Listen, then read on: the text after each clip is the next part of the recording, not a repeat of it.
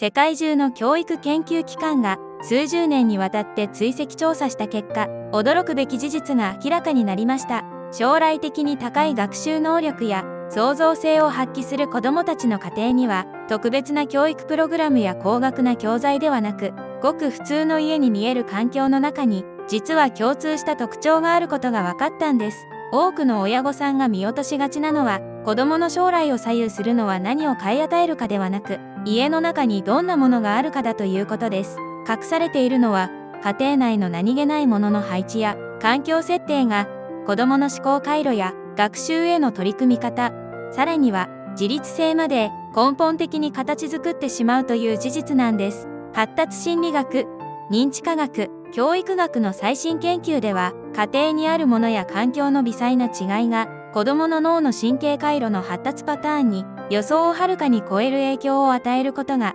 次々と明らかになっています。ハーバード大学や MIT、東京大学の長期追跡調査でも、うちは特別なことは何もしていないと答える家庭の中に、実は将来の学習能力や人格形成を決定づける重要なものや環境が数多く隠れていることが判明しました。今日はそんな一見何の変哲もない普通の家に見えるけれど、実は将来に大きな差を生み出す家の中のものや環境の違いを9つご紹介していきます。きっと、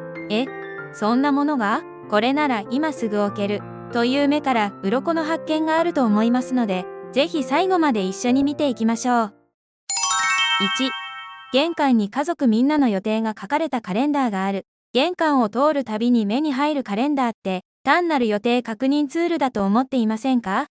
でも実は、家族の予定が見える場所にあることで、子供の時間管理能力に大きな差が生まれるんです。スタンフォード大学の研究によると、家族の予定を日常的に目にする環境で育った子供は、計画性や時間意識が高く、将来的な目標設定能力も優れていることが分かっています。家族全体の流れを把握することで、自分の時間も意識的に管理できるようになるからなんです。子供にはまだ難しいかも。大人の予定まで見せるのはどうかなという心配。よくわかります。でも家族の一員として情報を共有することで、所属感と責任感が育まれるんです。玄関や廊下の子供の目線に合う場所に、シンプルなカレンダーを設置してみてください。パパのお仕事、何々くんの幼稚園、など、わかりやすく書いておくと効果的です。この環境が、お子さんの先を見通す力と、家族との一体感を自然に育てます。時間を意識して行動する習慣は、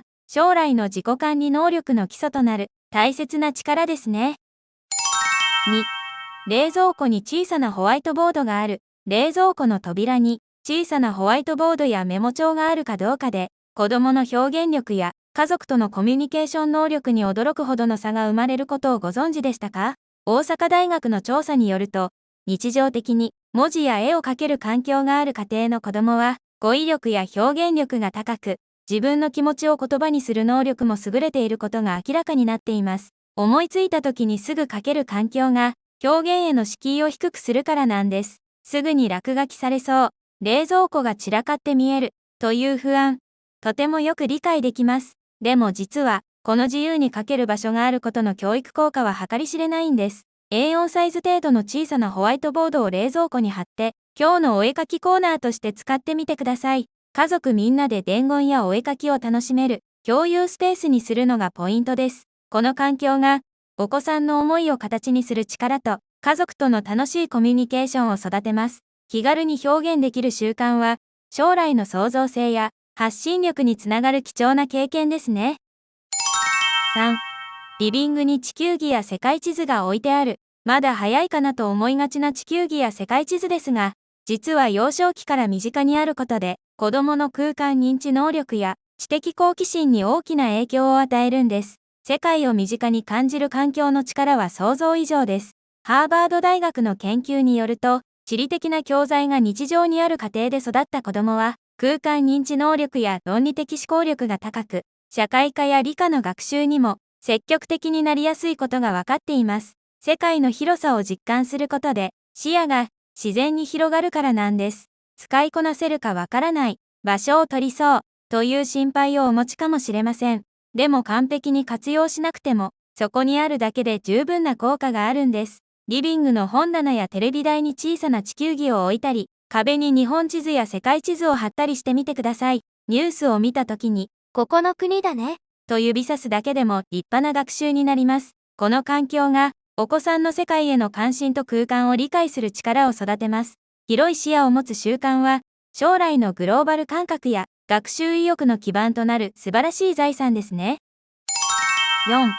洗面所に子供専用の踏み台が常設してある。使うときだけ持ってくればいいかな、と思いがちな踏み台ですが、実は常に設置してあることで、子供の自立性と自己肯定感に大きな差が生まれるんです。自分でできる環境があるかどうかが重要なポイントなんです。東京大学の研究によると、日常的に自分で身の回りのことができる環境で育った子供は、自己効力感や積極性が高く、困難な課題にも粘り強く取り組める傾向があることが明らかになっています。自分でできたという成功体験の積み重ねが自信につながるからなんです。邪魔になるし、安全面も心配、どうせ使わないこともある、という現実的な悩み、よくわかります。でも、常に自分でできる環境があることの価値は計り知れません。洗面所に軽くて安定した踏み台を常設して、歯磨きや手洗いを自分でできるようにしてみてください。滑り止めがついた安全なものを選ぶのがポイントです。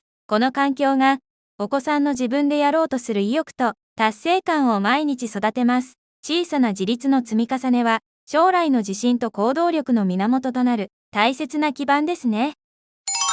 5.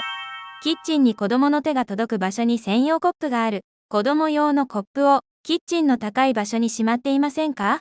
実は、子供が自分で水分補給できる環境があるかどうかで、自立性と健康管理能力に大きな差が生まれるんです。京都大学の調査によると、自分で水分補給ができる環境で育った子供は、体調管理能力や自己管理スキルが高く、健康的な生活習慣も身につきやすいことが分かっています。喉が渇いたという自分の感覚に、素直に反応できる環境が重要なんです。水をこぼされそう、コップを落として割られたら危険、という心配、とても理解できます。でも自分で対処できる力を育てることの方が、長期的には大きなメリットがあります。キッチンの子供の手が届く場所に、軽くて割れないプラスチック製のコップを専用で置いてみてください。ウォーターサーバーや浄水器の近くだと、より自立しやすくなります。この環境が、お子さんの自分の体の声を聞く力と、自分で対処する習慣を育てます。体調管理ができる力は、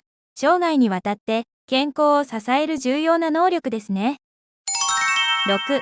家の中に温度計や湿度計が見える場所にある。なんとなく暑いね、寒いねではなく、実際の数値で環境を把握できる環境があるかどうかで、子供の科学的思考力に大きな差が生まれることをご存知でしたか？ある研究によると、日常的に数値化された情報に触れる環境で育った子供は、観察力や論理的思考力が高く、理科や数学への興味も強くなる傾向があることが明らかになっています。感覚的な理解を数値で確認する習慣が、科学的な思考パターンを育てるからなんです。子供には難しすぎるのでは、数字ばかりで無機質な感じがする、という印象をお持ちかもしれません。でも数値を意識することで、より具体的で正確な理解につながるんです。リビングや子供部屋に見やすい温度計、湿度計を設置してみてください。今日は30度だから暑いんだね。湿度が高いからジメジメするね。と日常会話に取り入れるのがコツです。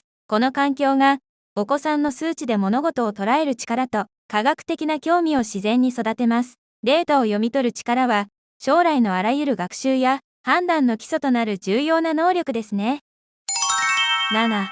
各部屋にそれぞれゴミ箱が設置されている。リビングのゴミ箱に捨てに行けばいいからと、各部屋にゴミ箱を置いていない家庭も多いですが、実は部屋ごとにゴミ箱があることで、子供の責任感と環境意識に大きな差が生まれるんです。スタンフォード大学の研究によると、身近にゴミ箱がある環境で育った子供は、片付け習慣や環境への配慮意識が高く、物を大切にする心も育ちやすいことが分かっています。すぐに片付けられる環境が、良い習慣の定着を促すからなんです。ゴミ箱だらけになって見た目が悪い、回収が面倒、という実用面での心配、よく理解できます。でも、美しい環境を保つ習慣を身につけることの価値は計り知れません。子供部屋、リビング、玄関など、よく使う場所に小さめのゴミ箱を設置してみてください。デザインの統一されたものを選ぶと、インテリアとしても素敵です。この環境が、お子さんのその場で片付ける習慣と環境を美しく保つ意識を育てます。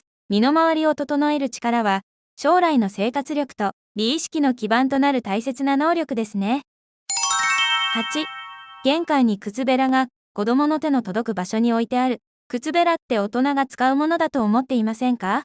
でも実は、子供の頃から靴べらを使える環境があることで、丁寧さや物を大切にする心に大きな差が生まれるんです。大阪大学の調査によると、日常的に物を丁寧に扱う習慣のある家庭で育った子供は、集中力や継続力が高く、学習への取り組み方も丁寧になる傾向があることが明らかになっています。小さな道具を正しく使う経験が、慎重さと丁寧さを育てるからなんです。子供には使いこなせないのでは、靴べらなんて必要ない、と思われるかもしれません。でも、物を正しく、大切に使う習慣を身につけることには、深い意味があるんです。玄関の子供の手が届く場所に、子供用の短い靴べらを置いてみてください。最初は親が手伝いながら、靴を丁寧に履く習慣を教えてあげましょう。この環境が、お子さんのものを大切に扱う、心と丁寧な生活習慣を育てます。一つ一つの行動を大切にする姿勢は、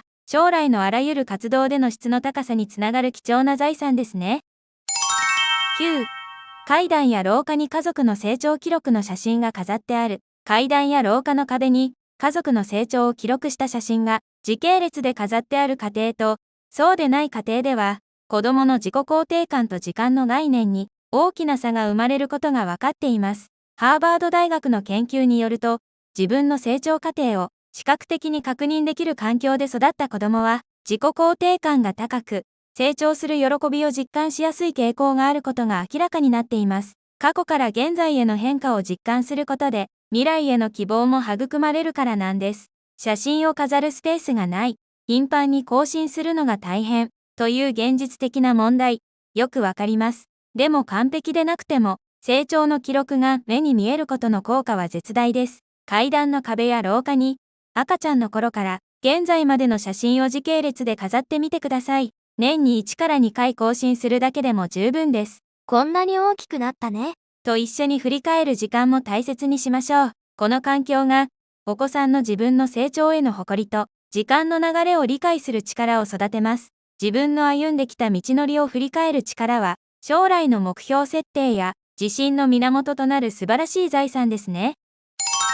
最後に、今回ご紹介した9つの違いは、どれも高額な投資をすることなく、ちょっとした工夫で、今日からでも実現できるものばかりでした。大切なのは、子供が自然に成長できる環境を整えてあげることなんです。完璧な環境を一度に作る必要はありません。お子さんの年齢や興味、ご家庭の状況に合わせて、できることから一つずつ取り入れてみてください。毎日の子育て、本当にお疲れ様です。あなたの愛情を込めた環境づくりは、きっとお子さんの素晴らしい未来につながっていますよ。このチャンネルでは、科学的根拠に基づいた実践的な子育て情報を忙しい親御さんにもわかりやすくお届けしています。今回の内容が少しでもお役に立ったら、ぜひチャンネル登録をお願いします。コメント欄では、皆さんのご家庭の工夫や成功体験もお聞かせくださいね。それでは、また次回の動画でお会いしましょう。